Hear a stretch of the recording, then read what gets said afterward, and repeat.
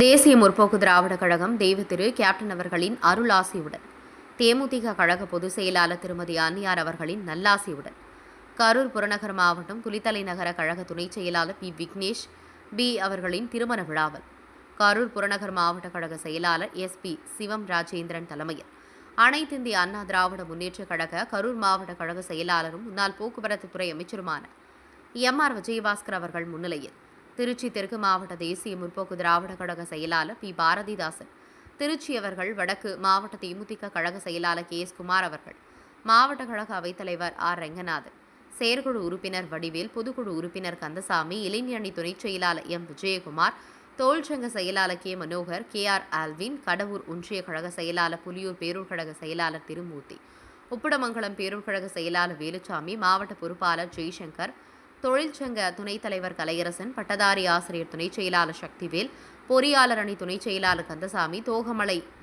இப்ராம்சா, தான்தோன்றி ராமநாதன், புலியூர் சந்தனத்துறை, நகர கழக நிர்வாகிகள் டிங்கர் முத்து, ராஜரத்தினம், தங்க சரவணன், கழக நிர்வாகிகள், மகளிரணி நிர்வாகிகள், கேப்டன் மன்ற நிர்வாகிகள், கிளைக்கழக நிர்வாகிகள், ஒன்றிய கழக நிர்வாகிகள், ஏராளமான கழக நிர்வாகிகள் கலந்து கொண்டு சிறப்பித்தனர்.